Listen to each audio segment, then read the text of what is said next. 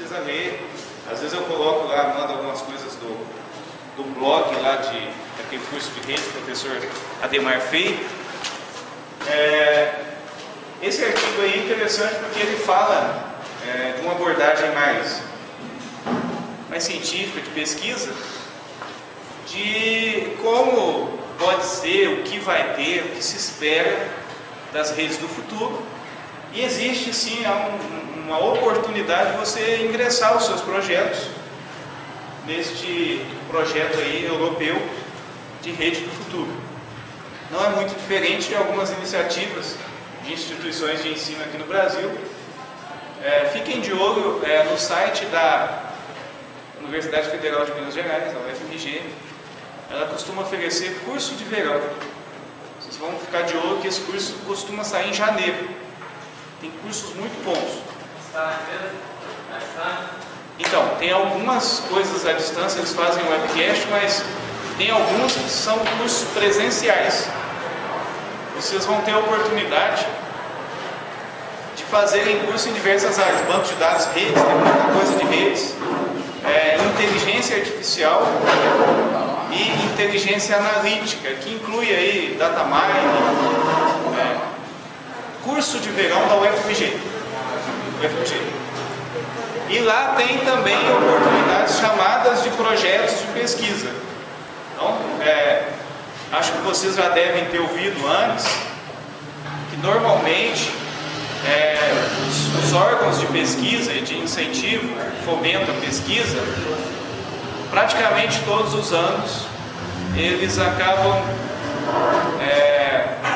com sobra de recursos, porque faltam projetos, né? Eu tive recentemente com o professor Hélio e ele confirmou. Agora o professor Hélio está na Universidade Federal e tem título de doutor. Geralmente, quando você precisa aprovar um projeto, seu projeto, o direcionamento de recursos está associado a um projeto de pesquisa e que normalmente se exige doutorado, ainda mais quando alguém está ligado à Universidade Federal. Então, se alguém quiser ingressar um projeto, procura um professor. Eu creio que se vocês aí tiverem ideia de algum projeto, podem procurar o professor Hélio para tentar alguém que vai avaliar o projeto e de alguma forma contribuir com isso. Então é interessante ter alguém que vai ajudar você, principalmente na elaboração do projeto. Mas o que é mais importante de se saber é que todo ano sobra recurso de pesquisa em ciência e tecnologia. Não é muito diferente, mas na Europa existe já um processo de pesquisa muito mais evoluído, avançado. Nos Estados Unidos, as empresas privadas bancam os projetos de pesquisa. Aqui no Brasil, praticamente, projetos de pesquisa são só de instituições de pesquisa, enfim, ligadas a órgãos do governo. E algumas áreas interessantes, a área de agricultura ou associada às ciências agrárias, que tem multinacionais oferecendo produtos, por exemplo, inseticidas ou algum tipo de fertilizante, eles bancam projetos de pesquisa para a área rural. Então existem iniciativas de organizações multinacionais que bancam projetos aqui no Brasil. Então não são não é só o governo, mas é muito raro, é difícil. Geralmente esses projetos são projetos mais custosos, difíceis de conseguir. O que a gente tem que atentar é que a leitura é fundamental. E outra coisa que esse é o objetivo de trazer esse assunto aqui em pauta, é que a gente fica imaginando, nossa, um projeto de pesquisa é um trem de outro mundo que eu não posso fazer. Não é bem assim. Vocês fizeram aí iniciação à pesquisa, CONIC, o primeiro passo para vocês escreverem, produzirem, mas vocês podem dar continuidade. Tanto é que o TCC, vocês precisam apresentar um projeto que nada mais é do que pesquisa. E eu falo muito do TCC porque eu estou utilizando, nas últimas contratações eu utilizei, alguém me manda um currículo, olha, eu quero trabalhar na área de tecnologia, eu falo, manda a sua base de estágio e o seu TCC, eu quero dar uma olhada nele. E pelo TCC, por incrível que pareça, Dá para descobrir muita coisa, dá para descobrir a ousadia, dá para descobrir a qualidade da escrita, dá para descobrir, por exemplo, o esforço. E se tem uma banca que aprovou, a gente entende também que teve um processo crítico com relação à autenticidade desse trabalho. Vocês podem enxergar isso, com certeza um instrumento de divulgação da capacidade, do entusiasmo, da preferência de vocês. Então, ler artigos, eu acho que a preocupação maior em ler artigos, já que você vai ler o artigo, vai gastar um bom tempo, vai se esforçar, leia artigos de qualidade. Tem também o site DevMedia, que eu falei quando estava tratando o tema de banco de dados, mas lá tem Java, tem também uma revista agora de infraestrutura, são revistas muito boas lá do grupo DevMedia, e normalmente a maioria dos artigos são bem escritos. Onde é que você consegue outros artigos bons? Você pode procurar as universidades federais, e aí existe uma questão importantíssima em relação à qualidade, que diz respeito até mesmo ao referencial que você utiliza no seu TCC, no seu trabalho de conclusão. Então, vamos imaginar a seguinte situação. Você quer fazer um trabalho de pesquisa em virtualização. Virtualização, a gente acha alguns livros, ou redes sem fio, ou protocolo IP versão 6. Você acha alguns livros, eu acho que PV6, eu vi 2 livros em português. São livros bem resumidos e que normalmente apresentam informações que já estão lá no link BR, onde você tem a essência do protocolo IPv6. Tem uma apostila que você tem lá, aproximadamente, eu acho que 180 páginas, e que não é muita coisa extraordinária. Se você for pegar o livro de IPv6, um desses livros, que fala como implementar, ele é de 2009. É bem provável que depois do lançamento do livro, tiveram modificações, melhorias no protocolo. Então, do ponto de vista científico, o que tem valor? Tem valor conhecimento novo, construído, ou pelo menos utilizado. Então, se vocês estiverem fazendo TCC numa área que está difícil encontrar livros, procurem pelos artigos científicos. O artigo científico, para ser considerado um artigo científico, ele tem que ter todo projeto de pesquisa estruturado conforme a metodologia que você escolheu, e ele tem que ser veiculado, produzido por um instrumento, ou por uma revista, por um órgão, por algum veículo de publicação que tenha critérios. Esses critérios são critérios para aceitação, avaliação e até divulgação dos artigos. Os bons artigos, vocês vão achar, por exemplo, tem um Journal Database System. É uma das melhores revistas de publicação na área de banco de dados. Se você for pesquisar os artigos lá, você vai ver que eles custam $25, $35 cada artigo. Se quiser, você precisa pagar. Então, como é que você consegue? Um dos caminhos para você conseguir bons artigos é procurar bibliotecas ou professores, pesquisadores que têm acesso a essas bases e pedir, porque geralmente as instituições, elas trocam informação. Então, por exemplo, eu sei que a USP, ela consegue muitos artigos internacionais porque ela produz também, então existe uma troca de conhecimento. Então, se você tem um canal aí, se você tem um professor que tem acesso, você pode solicitar. Não é tão fácil, gente. Agora, tem muitos artigos gratuitos. Você consegue muitos artigos. Depois eu passo alguns links para vocês, me lembrem disso se eu não passar, mas a Unicamp tem algumas coisas, tem uns artigos interessantes, a UFMG. Também as monografias ou os trabalhos de conclusão, a gente mais procura tese, que são os trabalhos de doutorado. Só que é o seguinte, uma tese normalmente tem 150, 200 páginas. E é difícil se você ler uma tese só, não quer dizer que você está bem embasado. Normalmente você está com um ponto de vista só. Um bom TCC precisa ter vários pontos de vista. Então você teria que ler, por exemplo, 4 teses para fazer o seu trabalho sustentado em cima de uma tese, em cima de teses. Mas isso demora, você pode ler aí 500 páginas. Talvez, se você quer ler ou quer aumentar seu conhecimento numa área em que você não tem muita familiarização, vai ser importante você ler uma tese, porque é normalmente um conteúdo maior, mais amplo, mais abrangente. Mas se você quiser especificamente alguma resposta, vai no artigo. Então o caminho para você fazer um bom TCC é procurar o artigo. Então depois eu passo para vocês o que é importante do artigo. A CAPES, né, que é o órgão de pesquisa nos cursos estrito sensu e lato sensu, ou essencialmente os cursos da área de mestrado e doutorado, eles têm uma equipe que avalia os veículos de publicação científica. Então os veículos de publicação científica normalmente são as revistas das universidades ou de órgãos de pesquisa.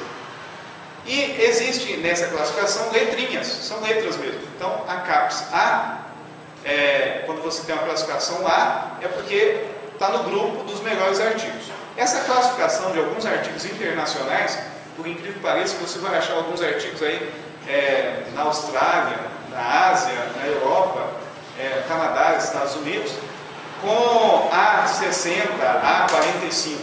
As melhores publicações no Brasil, se não me engano, A2, B2, B3, não tem classificação A no Brasil. Então a gente está falando que quando a CAPES classifica essa revista, ela está dizendo, olha, os artigos publicados nesta revista, eles têm um reconhecimento da comunidade científica de nível internacional. O Brasil tem um A. Não, é tão interessante essa questão de classificação dos artigos científicos. Quando eu li essa informação, recebi essa informação, foi ano passado, não tinha nenhum. Que o senhor escreveu ainda. 17, cerca de 17, eu acho que 17 ou 18 revistas do Brasil estavam classificadas bem na CAPES. 14, se não me engano, era da USP. E aí sobra a Universidade Federal de Minas Gerais, aí tem outras classificações menores. Tá? Mas o importante é quando você vai produzir o seu artigo, você procurar por essa publicação que tem uma classificação na CAPES. Depois eu passo para vocês uma planilha do Excel, onde você procura essa classificação no mundo inteiro. Então você achou lá um artigo, de onde que ele é? É de uma universidade americana, de Berkeley. Aí você vai lá ver, porque geralmente uma universidade possui diversas revistas. Tem a revista da área de ciências humanas, da área de tecnologia. Então normalmente você vai achar em Berkeley muita coisa de tecnologia. Muitas tecnologias foram desenvolvidas lá. A título de exemplo, PostgreSQL no desenvolvimento Berkeley. Então você consegue achar esses artigos e verificar se são de boa classificação. Eu estou falando isso para vocês porque todo mundo pergunta, professor, não tem um livro do assunto? Às vezes tem. Agora, a gente pensa que livro é a melhor referência. Livro não é a melhor referência. A melhor referência é a do mês. Normalmente, para você escrever um livro, leva-se um bom tempo. Talvez 6 meses. Tem livros que são escritos em 2 anos, 3 anos, 4 anos, dependendo do assunto. Se for científico, ou seja, se for um livro que está abordando alguma pesquisa que foi realizada, normalmente ele não é o bom instrumento, o veículo para você publicar isso. Demora muito. Os artigos são publicações mais rápidas. Então, o que vale o seu trabalho de pesquisa? Conhecimento recente. Imagina você fazer um artigo e utilizar livros de 10 anos atrás. O que você trouxe de enriquecimento? Na verdade, você exercitou a sua capacidade de pesquisa, mas você não efetivamente contribuiu com o conhecimento da comunidade científica. Então, quer dizer, procurem ler esses artigos. A maior parte deles está em inglês. Mas hoje está fácil. Se você não tem habilidades em inglês, copie e cola lá no Google Translate. A maior parte dos editores PDF, aí você consegue copiar o conteúdo, colar e traduzir. E outra coisa, se não der para fazer isso, tenta traduzir esses artigos. Pelo menos um artigo em TCC, eu acho que deveria ter a qualificação da CAPES. E nenhum absurdo se disser que pelo menos um seja em inglês. Porque vocês estão fazendo um curso na área de tecnologia e não ter nenhum artigo em inglês significa que o esforço não foi tão grande. Embora... eu acho que... eu acho que sem instituição fizer isso, for lá falar tem que ser assim, fica muito rigor. Eu estou sugerindo informalmente para vocês. Recomendação, quando a gente chega na banca, vai olhar, eu por exemplo, como vou olhar a referência. Aí eu vou olhar a referência, só tem livro que tem aqui na biblioteca da FACECA. Eu já tenho uma dimensão do esforço. O esforço não foi tão grande. Ah, tem um livro que tem na biblioteca da FACECA, mas foi utilizado um artigo, foi utilizado um livro que está em outra biblioteca ou que o aluno comprou. Não que comprar seja um ponto positivo, mas a curiosidade. Olha, comprar um livro é uma decisão importante, né? Porque você pode comprar tantas outras coisas, se você comprou um livro, provavelmente você vai fazer uso dele. Para não jogar dinheiro fora, quando se compra um livro tem que ler. E se você leu, você, consequentemente, obteve conhecimento para melhorar a qualidade da sua pesquisa.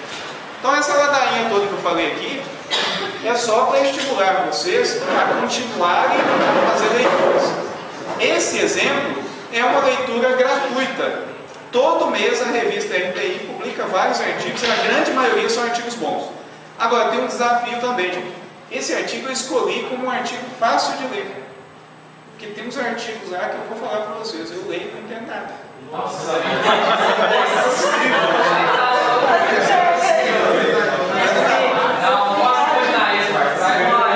então olha só, se o assunto é o assunto que vocês querem, tem que ler, porque é o seguinte, o que o pessoal está inventando aí, o que está surgindo, o que eu vou colocar? Se você não lê, como é que você vai colocar isso no seu TCC? Como é que vai abrir a mente para você colocar o conteúdo lá?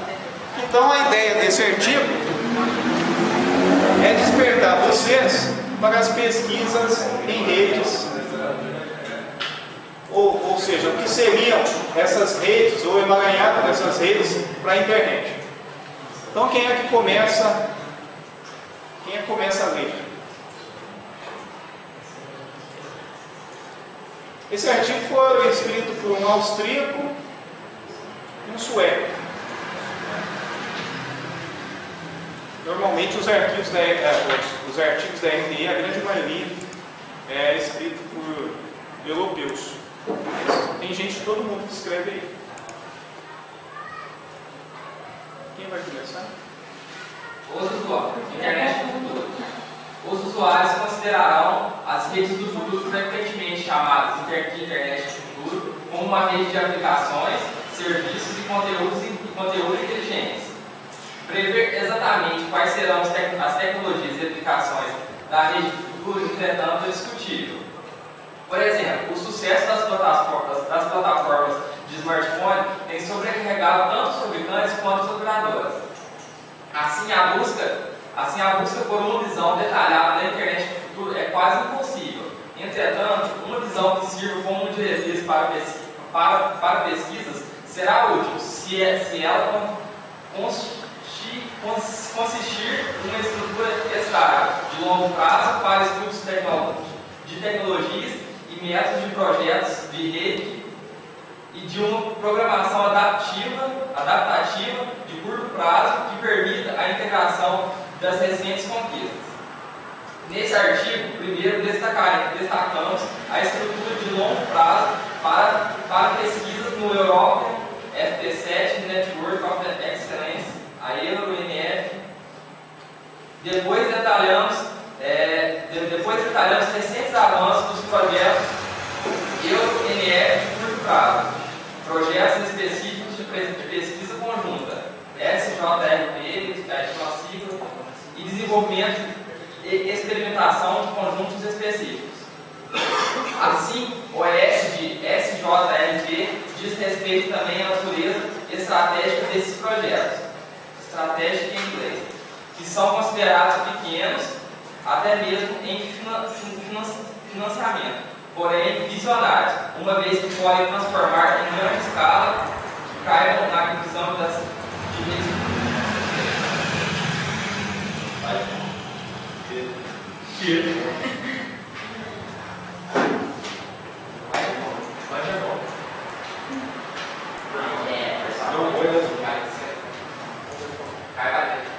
Quem é o próximo? Pessoal, vamos indo até chegar num título azul.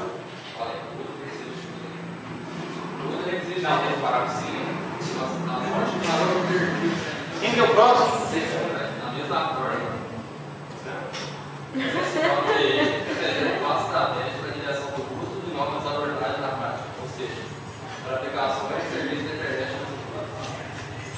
requisitos da rede de futuro.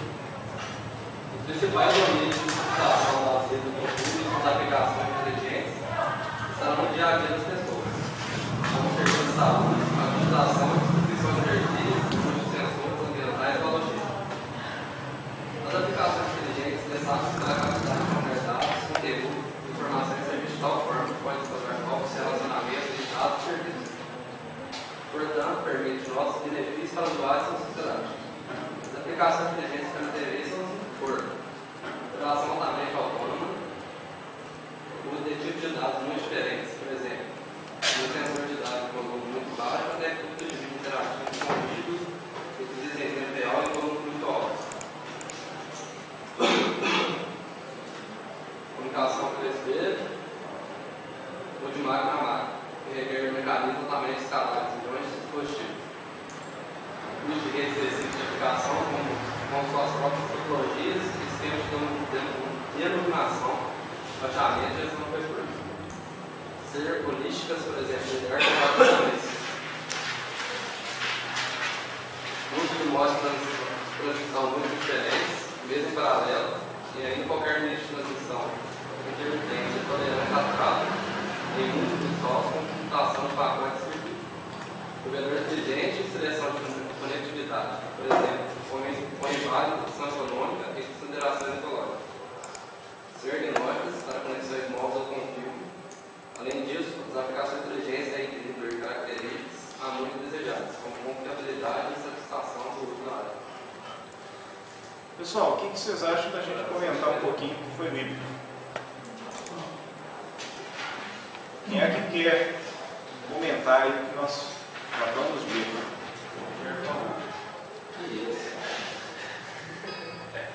Ninguém?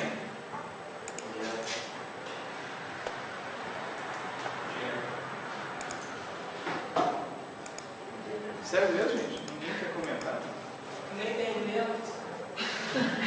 Não, mas eu entendi no começo. Estou julgando todo mundo, mas eu não entendi.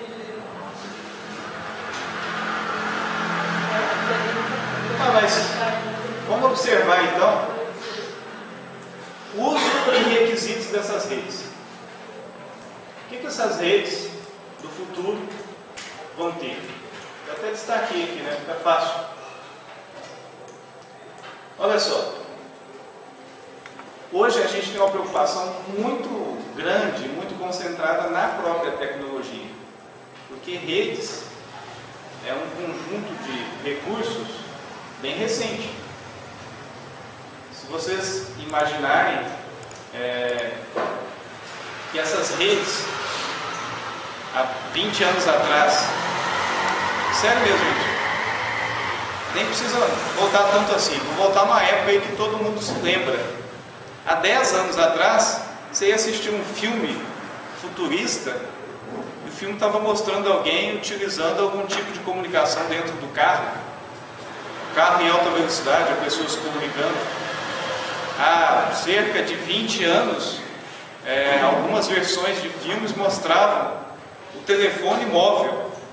Era um dispositivo que tinha exatamente um equipamento lá, como se fosse hoje uma central de satélite, e a pessoa dentro do carro comunicando com aquele celular, e outra pessoa em algum lugar comunicando com ela. E esses dois indivíduos representando basicamente dois estranhos, diferentes, usuários de uma tecnologia que a gente não imaginava que estava chegando há 20 anos. Então houve um crescimento muito grande. E a maior preocupação ainda é em disponibilizar essa rede para alguém. No Brasil, tem muitas regiões que ainda não têm redes que funcionam direito, né? Nos grandes centros, e pior ainda nas regiões menos favorecidas, com menor concentração de recursos, norte do Brasil, nordeste. Então, esta preocupação ainda é em prover, disponibilizar essas redes. E se a gente observar a leitura aqui, está dizendo que é o seguinte, olha, essas aplicações serão inteligentes. E uma das abordagens, os serviços, eles vão tratar questões de saúde, utilização e distribuição de energia, uso de sensores ambientais ou a própria logística. Então a gente entende que essas redes serão como se fosse um background. Tudo onde você vai estar, tudo onde existir população, existir pessoas, vão existir redes. Como que essas redes vão interagir? Então aqui fala dessas aplicações inteligentes. Nesse momento o artigo está falando de modo mais amplo. Então, novos relacionamentos entre dados e serviços. Hoje, vocês costumam, eu vejo aí os últimos TCCs, como desenvolver uma aplicação em Android. Por um exemplo do trabalho apresentado pelo Rafael, que foi um trabalho, um dos bons TCCs que já foram apresentados aqui. O Rafael fez um trabalho muito bom. Mas como desenvolver desenvolver uma solução em Android. Outras pessoas fizeram pesquisas aí como funcionam as redes. Não muito tempo atrás alguém apresentou como funcionam as redes sem fio de curto alcance. Redes aí Bluetooth, né? Em essência falou-se de Bluetooth, numas versões mais antigas, e foram feitas demonstrações de utilização de Bluetooth em sala de aula. Quanto tempo faz isso? Poucos anos. Hoje o Bluetooth praticamente está disseminado aí na maior parte dos usuários. Então, a gente pode perceber que a essência é fazer com que você se comunique com alguma coisa. E aqui já está dizendo que você vai experimentar, você vai explorar novas possibilidades de relações entre os dados e os serviços. Então a gente fala, é como se você estivesse trabalhando hoje no próprio computador. Vamos imaginar que você está desenvolvendo um recurso ou aperfeiçoando alguma técnica no próprio sistema operacional, considerando que o sistema operacional, os processos se comunicam numa boa, dentro do mesmo ambiente. E você não tem essa preocupação, será que vai conectar? Será que a rede vai estar ali? A gente fala de um futuro onde a rede vai estar presente. De alguma forma ela vai estar ali. O que você vai estar fazendo com ela? Esse talvez seja aí um grande aspecto que o artigo já desperta. Então, exemplo, sensor de dados de volume muito baixo, até fluxo de vídeo interativos, com rígidos requisitos em tempo real. Olha, tempo real. Para nós, tempo real é uma realidade muito limitada. Quem é que costuma aqui comunicar em tempo real? Levanta a mão aí quem usa comunicação em tempo real. De vídeo, áudio e vídeo, com qualidade. Que seja em HD. Difícil, né? A promessa é que com a vinda, com a realização da Copa e das Olimpíadas, que o Brasil vai estar utilizando 3G. Não sei se vai estar, né? Pode ser que sim, para alguns. Não sabemos nem o custo direito disso, ou da viabilidade, mas a gente já consegue perceber que aqui já está falando, olha, até o volume dessa mídia você vai conseguir trabalhar. Então você vai poder provavelmente avaliar ou aproveitar-se de informações que hoje mal temos no próprio host, sem se falar em rede. A gente está falando no próprio equipamento, que não necessita de outros meios de comunicação. Vamos falar em termos de realidade, como se fosse uma rede local. Comunicação peer-to-peer, com bilhões, olha só gente, bilhões de dispositivos.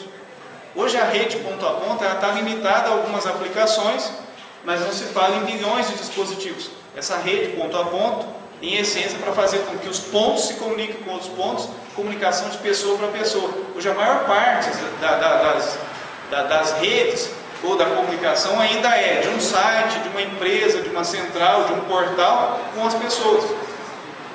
Em essência, hoje as pessoas se comunicam utilizando a computação, as redes móveis para acessar a internet, para consumir recursos. Talvez algumas variações a gente tem nas redes sociais. As redes sociais proporcionaram essa capacidade das pessoas trocarem informações e produzirem conteúdos. Mas se a gente fizer uma analogia só do download e upload, que é o famoso 80% para baixar e 20% para enviar, já é uma referência de que a grande fonte de recursos está do outro lado, a gente está consumindo. A gente tem que pensar que a rede do futuro é uma rede onde essa produção é em massa. Todo mundo está produzindo, está contribuindo, está colhendo informação. Uso de redes específicas com topologias, próprias topologias. Então, é claro que espera-se alternativas de topologias de rede e um emaranhado dessas topologias. As redes mesh que misturam praticamente todo tipo de topologia. A questão é redes holísticas, ou ser holística. Holístico, está tranquilo? Você sabe o que é holístico? Não. Holístico vem no sentido de uma visão sistêmica. Você não leva em consideração só uma especificidade. Você avalia o todo, toda a funcionalidade. Então, quando você fala de uma rede holística, você tem que imaginar que essa rede aborda questões de desempenho, questões de comunicação, de autogerenciamento, questões de segurança, questões de gerenciamento de tráfego, uma abrangência mais ampla possível. O holístico, de certa forma, ele é contrário a uma natureza específica, uma especificação, é uma visão mais ampla, sistêmica.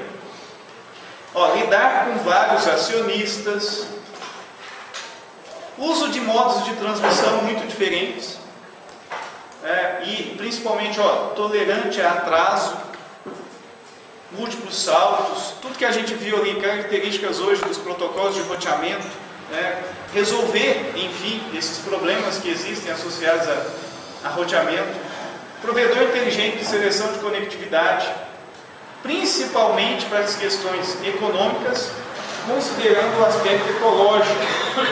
Hoje as redes, elas consomem muita energia. O grande desafio de manter todo mundo conectado, quem tem smartphone sabe disso. Ter um smartphone hoje é um grande problema. Você abandona aquela facilidade de carregar o seu celular uma vez por semana.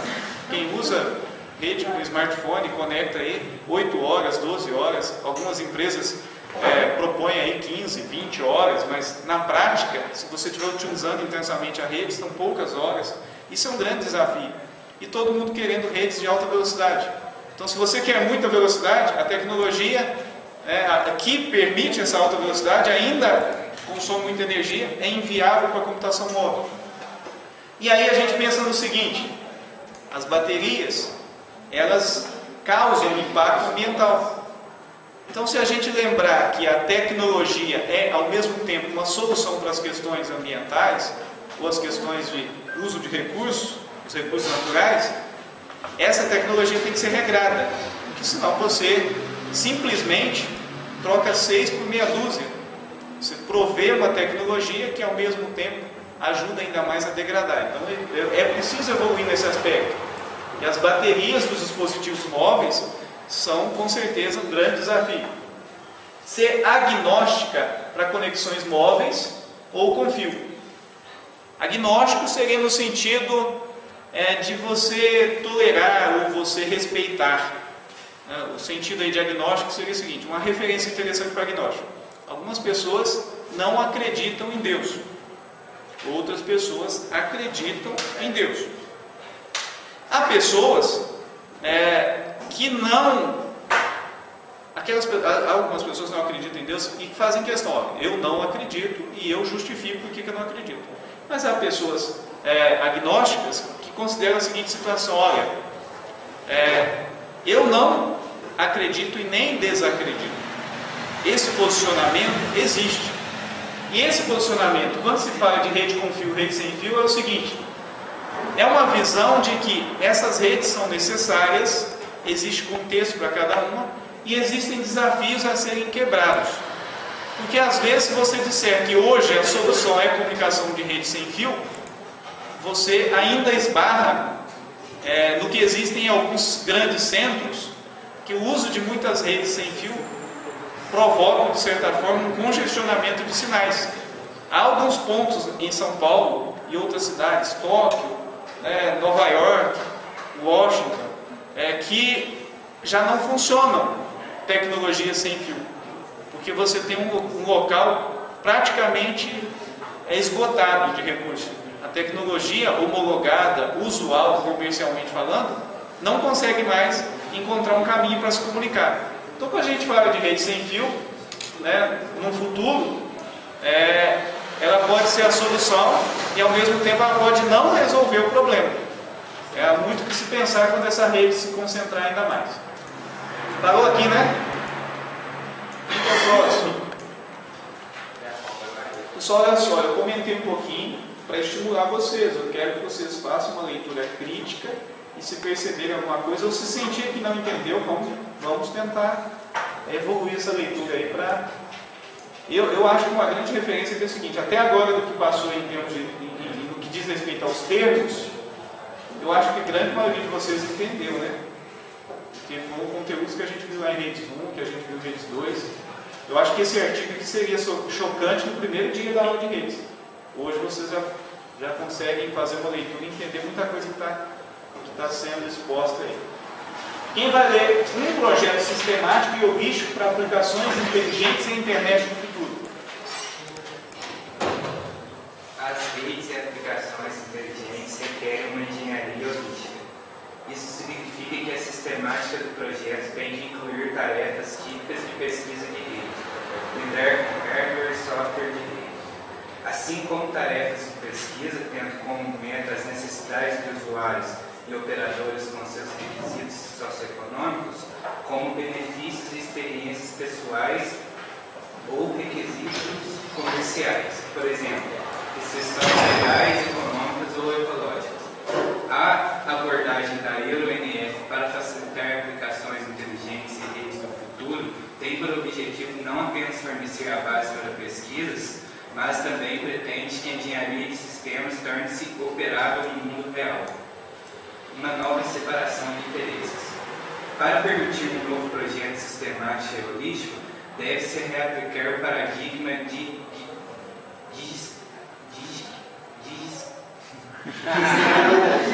Dijkstra. Como é? Dijkstra. Da separação de interesses ao padrão de projeto. A base dos sistemas futuros e as metodologias de projeto.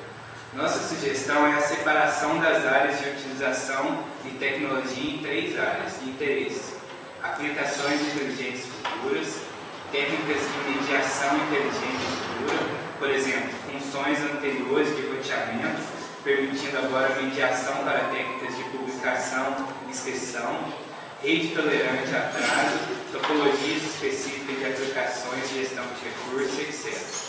Técnicas de conectividades futuras, por exemplo, convergência de transmissão óptica e sem fio e eficiência energética. A separação de metodologias de projeto para redes futuras precisa também ser adaptada para o projeto holístico. A separação pode classificar os métodos em métodos de projeto para arquiteturas de rede, por exemplo, que separação é apropriada, por exemplo, camadas ou entendimento, métodos para comparação e avaliação de arquiteturas, por exemplo, novas métricas para flexibilidade, adaptabilidade, expansibilidade, cooperação, qualidade de precificação, etc. Métodos de projetos para algoritmos inteligentes, por exemplo, para auto-organização, inteligência, etc. E métodos de projetos para a inclusão das necessidades socioeconômicas em redes futuras, por exemplo, eficiência de recursos, modelos comerciais ecologicamente corretos, segurança, regulamentação ou POE, qualidade de experiência, estrutura tecnológica e metodológica para a internet do futuro e as aplicações inteligentes. O objetivo do projeto da rede futura é construir um sistema de rede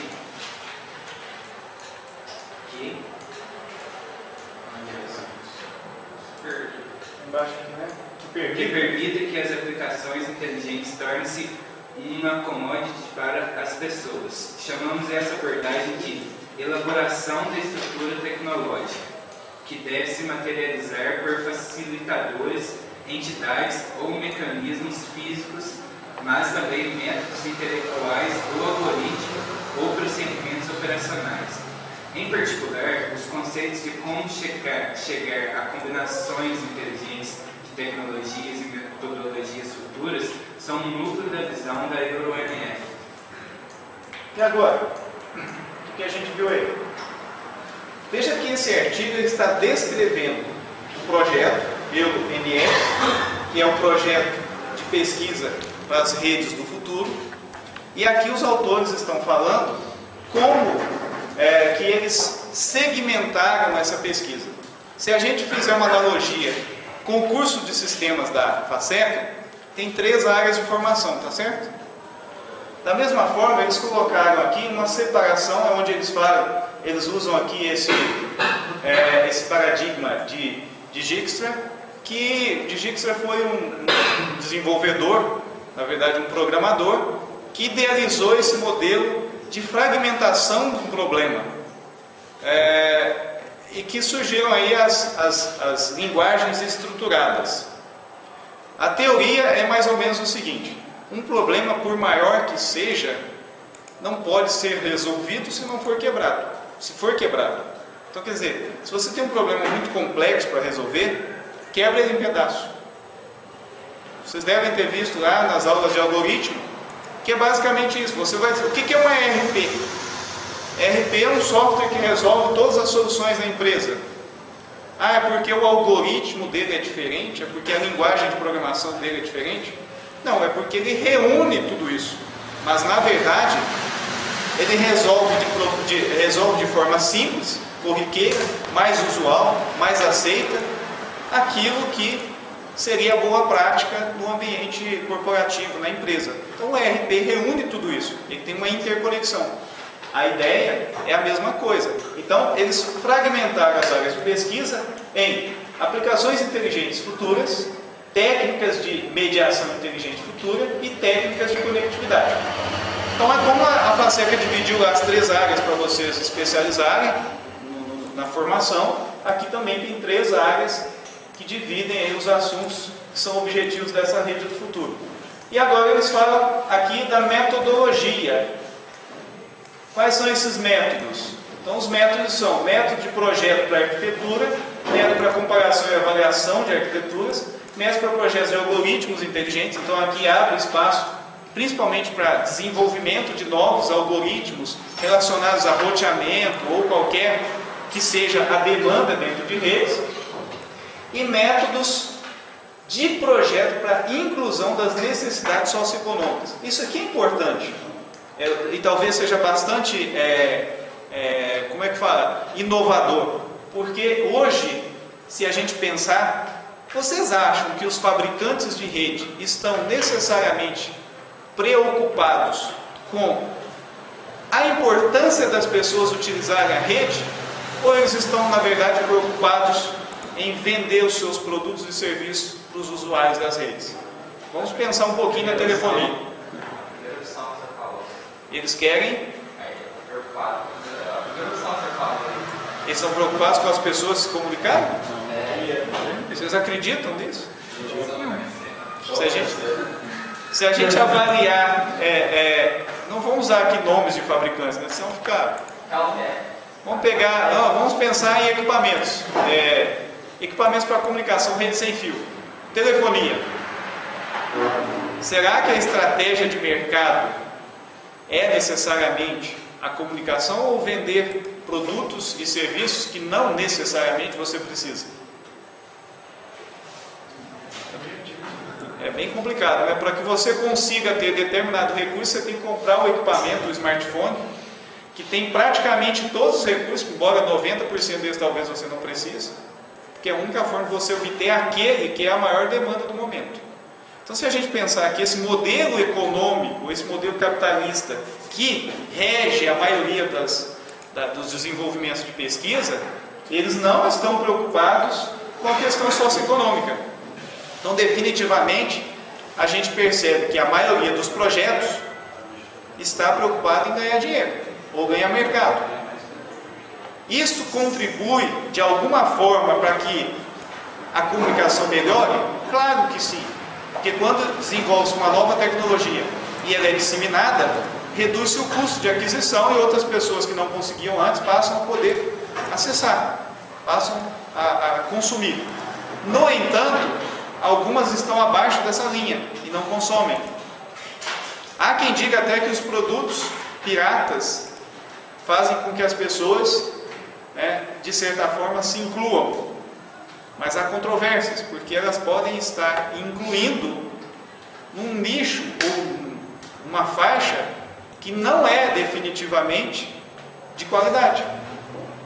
E ela pode, de alguma forma, estar pagando relativamente mais do que tem recurso, quem tem recurso. É a questão que você precisa levar em consideração, principalmente enquanto pessoas da área de tecnologia, quando alguém pergunta para você: o que você acha que eu devo comprar? Toma cuidado com essa resposta. Você tem que avaliar muita coisa para responder: compra esse produto que ele é bom. Se você não fizer uma análise crítica da necessidade e da condição da pessoa, é muita chance de você errar. Então, esta consideração passa a ser uma abrangência no método, para que você possa incluir essas necessidades socioeconômicas. As pessoas precisam ter acesso às redes para as necessidades delas, e não nas necessidades que alguém disse que ela tem. Isso é muito importante do ponto de vista socioeconômico. Estrutura tecnológica, metodológica para a internet do futuro e aplicações inteligentes. Então a estrutura é basicamente essa aqui. Aqui a gente tem uma visão, do uso das áreas de tecnologia, serviço e futuras aplicações, futura mediação e as futuras conexões ou conectividade. E aqui dividiu-se as metodologias: arquiteturas e protocolos, avaliações de desempenho, algoritmos e técnicas socioeconômicas. Então, basicamente, todas essas 4 abrangem as 3 áreas de tecnologia. E a ideia aqui, a gente está falando de commodity, ou seja, transformar tudo isso, essas aplicações inteligentes de rede, em mercadorias, para que elas tenham valor de mercado, para que elas sirvam como referência de um poder. Hoje, basicamente, a gente vê essas commodities associadas a produtos agrícolas ou algum tipo de produto de exploração natural que é uma referência de mercado, é uma moeda. Então, essas redes inteligentes precisam se tornar, de alguma forma, algo muito reconhecido e valorizado pelas pessoas, pelas empresas, organizações. Quem vai ler agora recentes contribuições do SJRP? Uma menina agora. Uma menina. Maria Silvia, está com vontade agora. Não? O SJRP, Projetos Específicos de Pesquisa Conjunta, EUNF, tem por objetivo aprofundar conhecimento em tópicos de grande importância, com um significativo potencial visionário e inovador, hoje não cobertos suficientemente. Devem se focar intensamente em ideias revolucionárias para as redes do futuro e orientar-se segundo a visão da EUNF. Os SJRPs devem ser planejados para a exploração das necessidades de mais esforços de pesquisa, prevendo as necessidades científicas e tecnológicas futuras.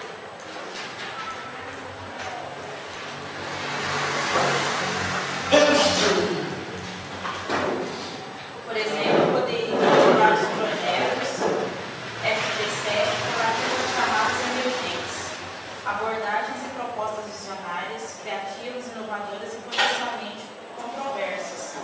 São altamente bem-vindas. Os SJRPs devem prever as necessidades futuras no domínio e explicitamente combinar tecnologias com metodologias. Em particular, devem ser apontadas as publicações estratégicas conjuntas como resultado do trabalho e como base para novos campos de pesquisa. Até agora, a EUNF emitiu chamadas de projeto para SJRPs. 19 SJRPs foram executadas e 5 estão atualmente em progresso.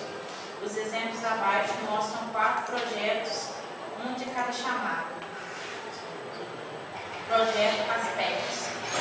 Testemunhamos uma crescente interessante na utilização do espectro mais eficiente e no acesso científico de banda larga sob demanda para a rede do futuro, através de rádio cognitivo, o que envolve acesso dinâmico e oportunista ao chamado espectro ágil. O projeto Segurança de Espectro Ágil.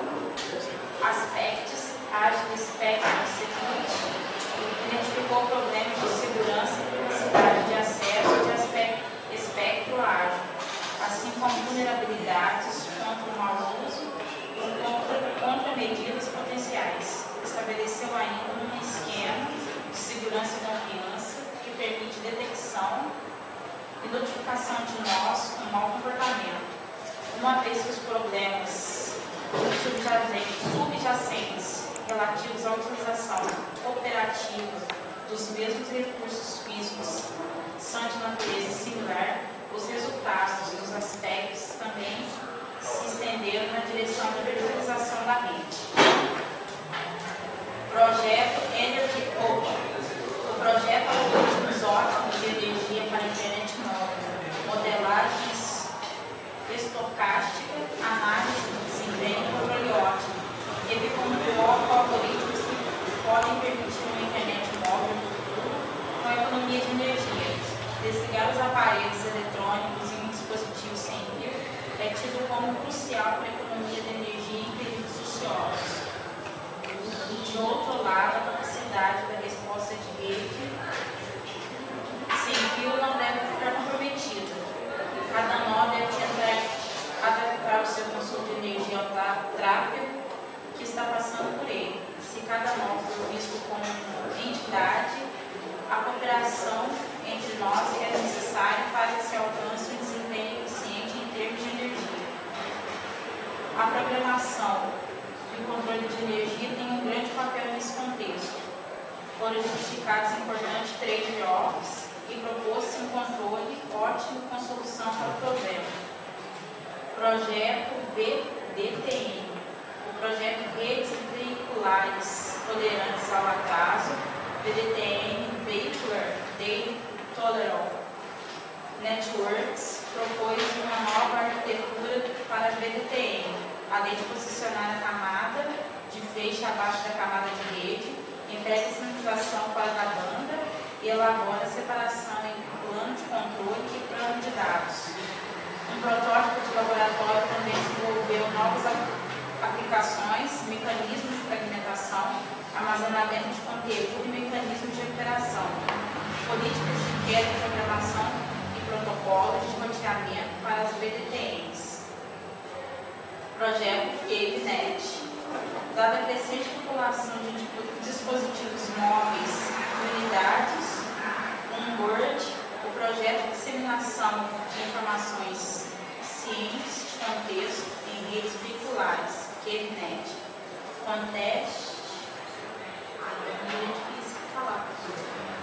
identificou a necessidade de novas abordagens para modelagem e desempenho em cenários veículo-veículo, V2V, e veículo-infraestrutura, V2I. Em particular, investiga como podem ser levadas em conta as informações sobre o contexto veicular para o aperfeiçoamento do desempenho e disseminação de informações em redes veiculares. A primeira contribuição dos veículos através da caracterização dos fluxos veiculares por meio de um modelo novo, macroscópico e genérico, e seu impacto sobre a disseminação de informações. A segunda contribuição trata do desafio da implementação de unidades estrada para uma infraestrutura de comunicação veicular por meio da definição e avaliação de um modelo de jogo teórico. Validou-se o modelo por meio de simulações. Pessoal, então, quem é que... Qual desses projetos que vocês acharam mais interessante? PC, qual você gostou? Foi espiral.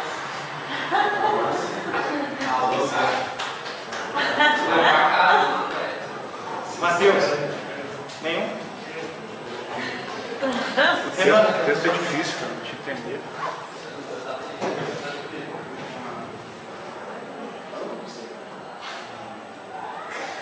Vejam só, são 5 projetos, mas aqui estão falando de só dos projetos que foram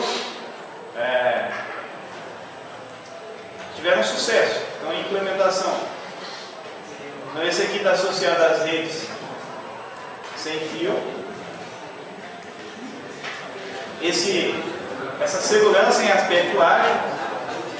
O interessante aqui é se você tiver algum comportamento estranho em um ponto, ele é capaz de detectar e notificar esse nó que está com comportamento estranho. Então, segurança em rede sem fio. Esse projeto aqui é um algoritmo ótimo para energia de internet móvel. Ou seja, hoje é um grande desafio. Eu falei para vocês a questão aí dos smartphones e o uso de energia. Inclusive a Motorola tem uma solução para os smartphones, né, que é uma proposta de resolver isso aí. É aquela aplicação que quando você muda, por exemplo, você chega no local, tem uma rede diferente, tem um script que faz uma modificação. Por exemplo, desliga a rede sem fio, a rede Wi-Fi, ou desliga a sua conexão de dados.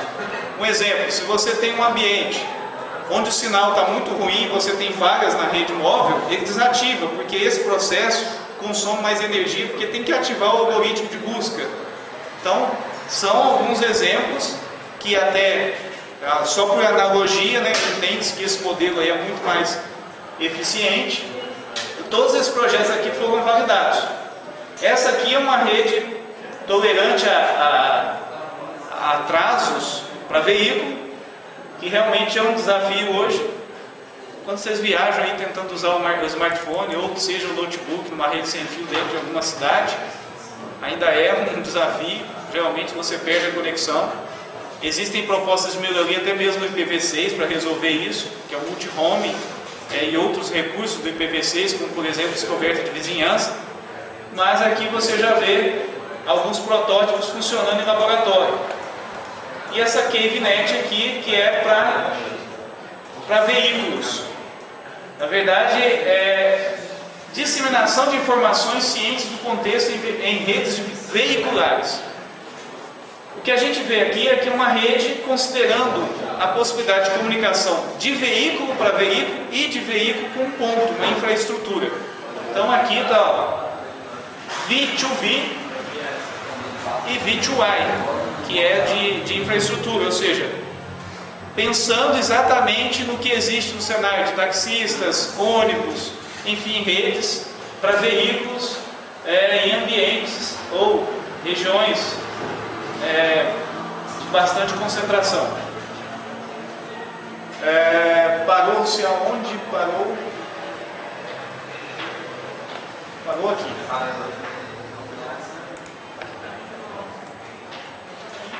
Não, agora tem os outros projetos. Parou aqui. Recentes contribuições agora dos projetos desenvolvidos em conjunto, ou desenvolvimento, né, conjuntos específicos.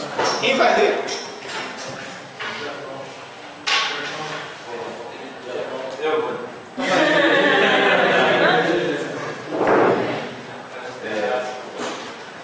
OSJDE, testes e desenvolvimentos conjuntos específicos da EuroNF, faz parte do grupo de trabalho EuroNF da IA 2.1, desenvolvimento e coordenação de ferramentas e plataformas de software. Sua meta é promover e apoiar desenvolvimentos e testes conjuntos no contexto do trabalho de pesquisa realizado dentro da EuroNF. Os resultados dos 3 projetos concebidos até agora são disponibilizados à comunidade de pesquisa.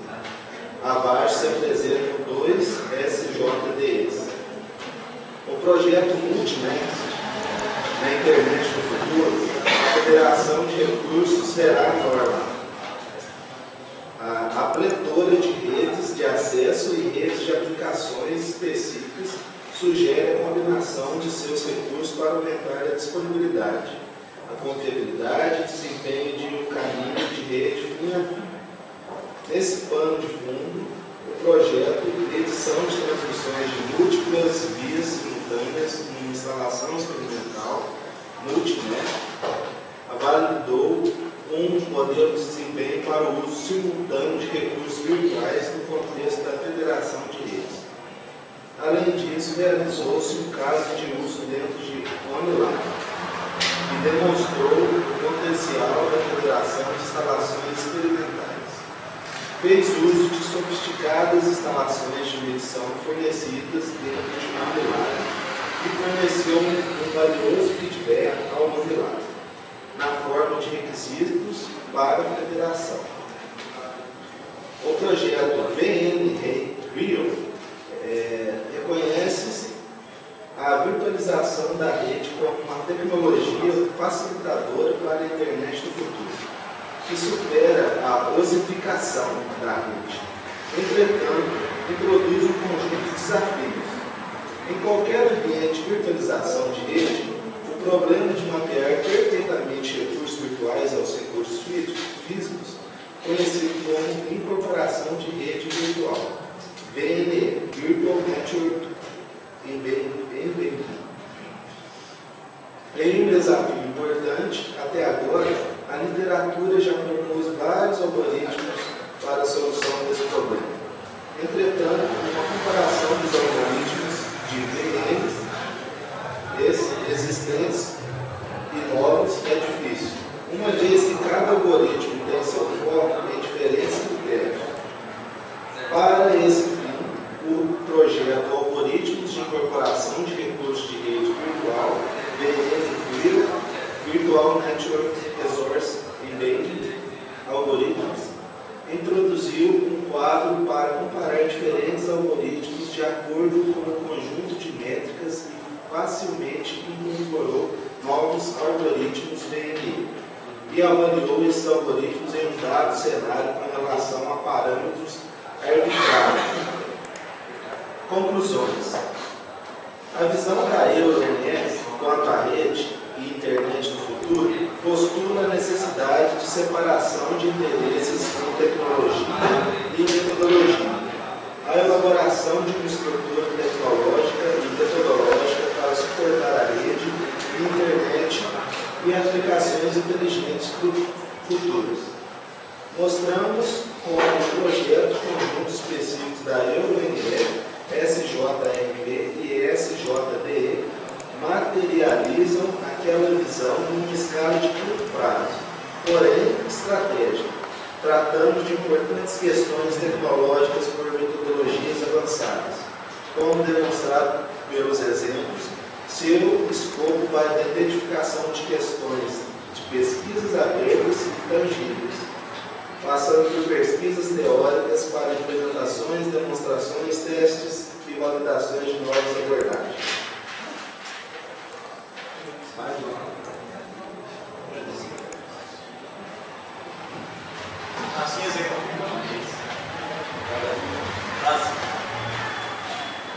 Assim exemplificamos como a trama tecnológica e metodológica está se tornando uma realidade. Os autores agradecem o suporte financeiro da FP7 Network Excellence e o BNF da Eurofrequência. Beleza. Então dá para entender que esse NF7 aí é o patrocinador do projeto.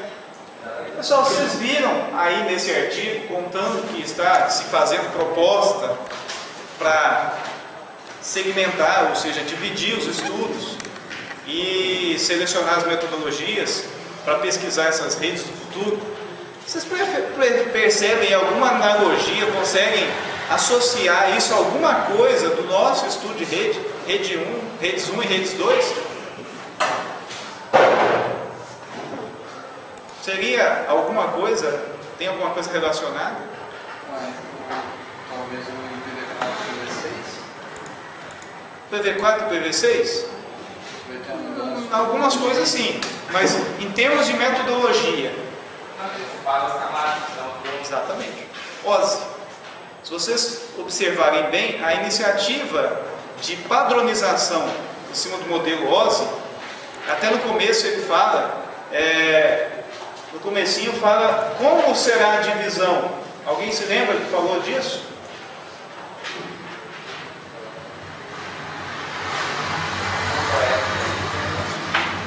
A divisão pode ser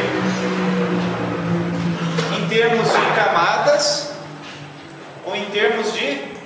Eu até esqueci outra palavra que usou aqui. Alguém se lembra?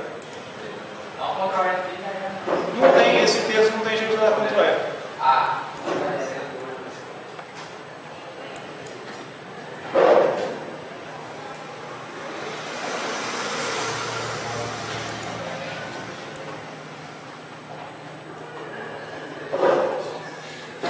Comparação de arquiteturas, algoritmos. Fugiu a palavra. Mas enfim, essa proposta de redes do futuro, provavelmente vão surgir agora, até mesmo para o estudo de rede, talvez daqui a alguns anos nas faculdades, não será tão válido utilizar como referência o modelo OSI. Provavelmente as redes terão abordagens muito mais amplas que esses modelos, especificamente o modelo OSI, que é o modelo de referência hoje, ele não consegue atender. Tem até uma parte no texto que ele fala que hoje esses modelos não contemplam. Então essas redes do futuro talvez sejam as redes que os filhos, os nossos filhos vão utilizar, os netos vão utilizar quando estiverem fazendo faculdade ou fazendo um curso técnico de rede. É uma abordagem de metodologia e de como isso vai ser segmentado em termos de conhecimento. Bom, gente, o artigo. Agora que nós já lemos o artigo juntos aqui, clareou um pouco? Clareou um pouco? A sua explicação sempre clareia, mas... Vocês sentiram necessidade de ler mais ou não? Oi? Eu fiquei em dúvida, porque é uma perspectiva para a separação por empilhamento. Isso, empilhamento é a palavra que eu estava tentando lembrar. Na verdade, quando a gente estava estudando o protocolo IPv6, e que a gente tinha o processo de mudança, onde você vai ter os dois protocolos trabalhando, você pode utilizar como técnica de transição o empilhamento, né? Que, em outras palavras, seria você instanciar duas pilhas de protocolos ao mesmo tempo e uma capaz de comunicar com a outra. Então, o que se discute aí é que talvez não se distribua ou o estudo, a competência ou a distribuição da metodologia por camadas mais. Talvez seja por empilhamento. Por quê? Talvez você tenha que preocupar-se agora com modelos de redes diferentes interagindo. Olha só, hoje a gente pensa numa rede, modelo TCP, que é essa pilha padrão. Esse modelo já está dizendo que futuramente talvez não seja esse o único foco da rede ou do estudo das redes. Tem uma pilha de protocolo que resolve tudo? Provavelmente não vai ser assim. Provavelmente você vai ter redes com propósitos diferentes e muitas tecnologias de rede. Então os algoritmos que vão permitir que essas redes se interconectem, provavelmente serão algoritmos inteligentes. E aí vocês já estão vendo, ou vão ver ainda, que é a disciplina de inteligência artificial. Ou não? Vocês sabem que está na grade, não é? Vocês têm disciplina de inteligência artificial. E lá vocês vão ver alguns algoritmos. Lógica fúzia, algoritmo genético. E diversos estudos que estão sendo feitos para implementar soluções em nível de software ou equipamentos que tomem decisão em substituição aos seres humanos. Que esse é o principal objetivo da inteligência artificial. E, por incrível que pareça, essas tecnologias já estão presentes. Por exemplo, já existem máquinas utilizadas na indústria, existem até máquinas de lavar roupa que utilizam inteligência artificial. Essa inteligência artificial pode estar associada tanto ao controle da própria rede ou do próprio funcionamento dessa máquina, né? São algoritmos autônomos para detecção de falha, e as redes neurais.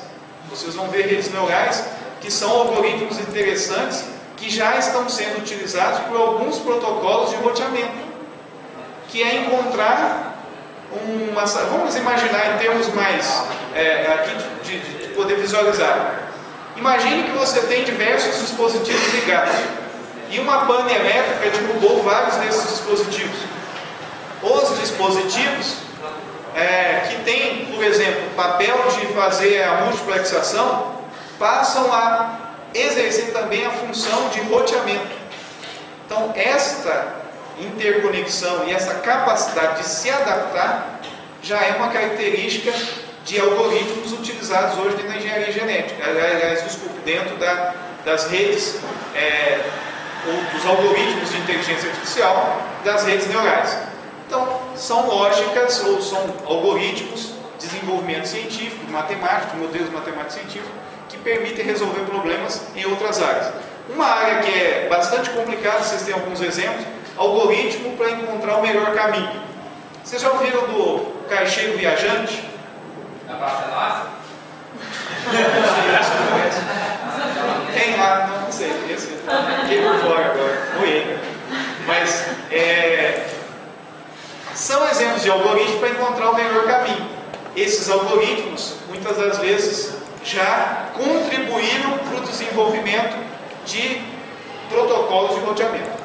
Bom, eu espero mesmo que esse artigo tenha despertado vocês para fazerem mais leituras sobre redes.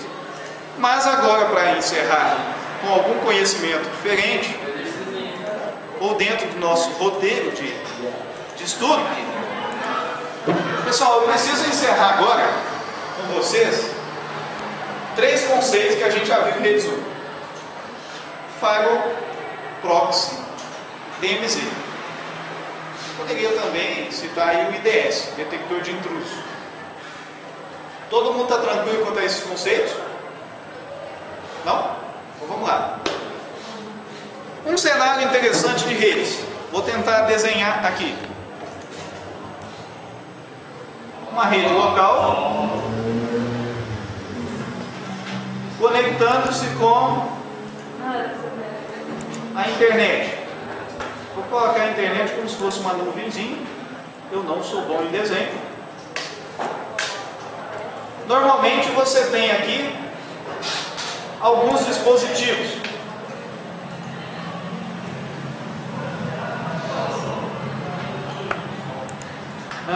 Eu poderia colocar um desenho aqui, mas eu não sei usar direito, só estou aprendendo. Então, vocês me desculpem a minha falta de experiência. Então, uma comunicação entre a rede local.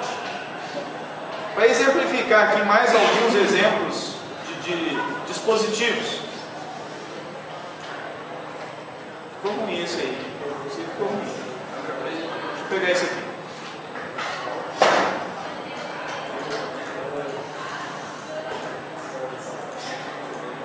Pessoal, dentro dessa área azul, imaginemos então computadores. Isso aqui são os pontos de rede que se conectam à internet.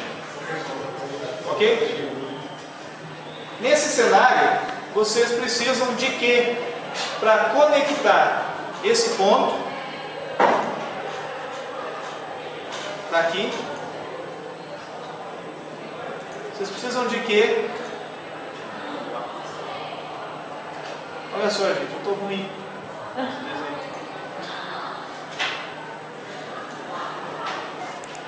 Para conectar esses pontos de rede. Qual que é o equipamento que faz essa ligação? Modem. O que define, gente, esse equipamento? Esse ponto essa linha de conexão azul aí é o quê? O que poderia ser? Fibra ótica? Pode ser? Pode ser par metálico? Pode. Vamos imaginar que é uma transmissão digital? Fibra ótica. O que você tem aqui na rede local e o que você tem aqui ligando você na internet?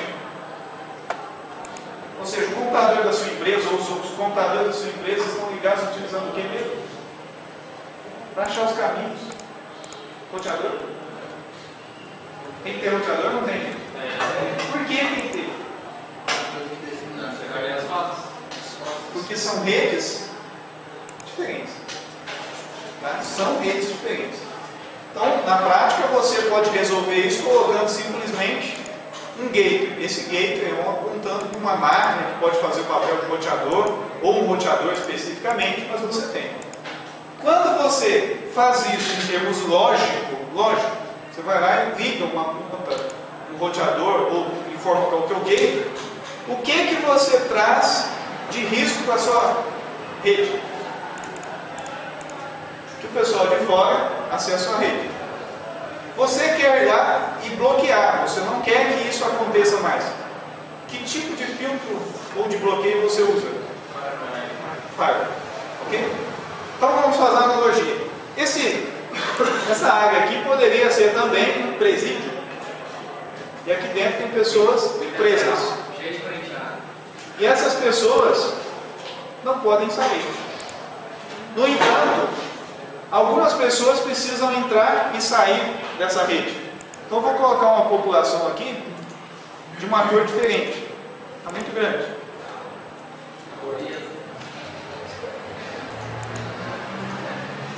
Os pontinhos verdes são os que estão do lado de fora. Então, vejam só. Se eu tivesse uma passagem aqui, ó,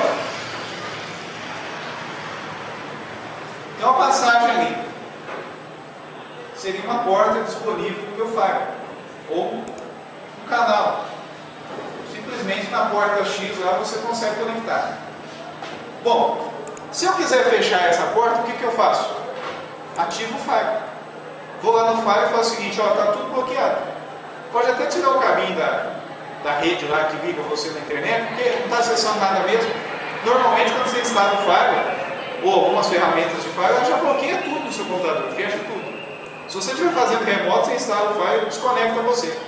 Porque você é uma conexão remota, passa a ser um intruso, corta, fechou. Não tem jeito de conectar. Então a característica do Fire é que você pode, é um filtro de pacotes, você bloqueia endereço MAC, pode colocar como critério MAC, portas, o protocolo TCP, o protocolo DP, até o protocolo ICMP você pode ir lá e bloquear explicitamente. Este bloqueio pressupõe a barreira mesmo, fechou, passa ou não passa. É assim que funciona. Então, conclusão, se aqui estivesse aberto, você passaria. Com o Fire, está fechado. Mas e a região aqui, ó, que seria o pontinho onde as informações ou as pessoas, na nossa analogia do presídio, precisam passar? O Fire resolve? Não, porque ele bloqueia. Se eu colocar ali e fechar aquela porta, ninguém passa. Então eu preciso colocar um proxy. O que é um proxy? É um filtro de conteúdo.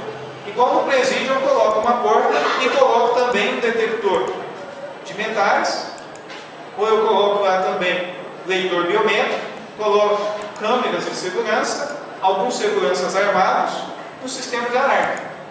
Se o intruso tenta passar, ele aciona alguma coisa ou para impedir ou para tomar alguma providência do que passou. Normalmente é assim que se faz. Então o Fire, ele bloqueia, fecha. E o proxy é um filtro. Um filtro, todos dois de certa forma funcionam como um filtro, porque o Fire é um filtro mais grosso. Ou existe aquela passagem ou não existe. Já o proxy ele é capaz de analisar o que está passando. Então, onde se passa alguma coisa e outras coisas não podem passar, usa-se o proxy. E o proxy precisa abrir os dados, verificar o que tem dentro para saber se passa ou se não passa. É importante que vocês tenham esse conceito fixado para saberem como vão proteger a rede. Então, o firewall, você abre uma passagem ou você fecha essa passagem. O proxy, você mantém a passagem, mas você vai lá e coloca uma grade, um filtro, uma limitação para que passe determinada coisa e outra não. Então, para que as pessoas da empresa possam acessar o site lá fora, você pode abrir as portas lá que acessam a internet. Então, você libera o seu firewall para passar a porta 80, protocolo que você vai utilizar para acessar a internet. Se for outro serviço, você libera outra porta. Só que você quer o seguinte, olha, embora a internet esteja liberada, determinados sites eu não quero. Eu não quero que o pessoal acesse o Facebook, a rede social. Então eu coloco um proxy. Existem algumas implementações de soluções de firewall que têm também a capacidade de fazer a filtragem utilizando protocolos da camada de aplicação. Em outras palavras, a gente vai utilizar no laboratório, no ambiente Linux, uma ferramenta chamada iptables. Então, o iptables é o recurso que você utiliza para, por exemplo, bloquear todas as portas. Se você quer liberar a porta 80 e você quer que o próprio iptables faça isso, você tem que adicionar a este recurso um módulo, um recurso do kernel que vai fazer a filtragem de conteúdo. Normalmente, quando você vai filtrar conteúdo, é como se alguém... Imagina só, se você abrir uma porta para o pessoal lá no presídio passar, você não vai conseguir controlar se saem os presos ou se entram as pessoas do lado de fora que levam as coisas para os presos. Então você vai precisar colocar esse filtro, que é aquele processo todinho, porta, um detector de metal e etc.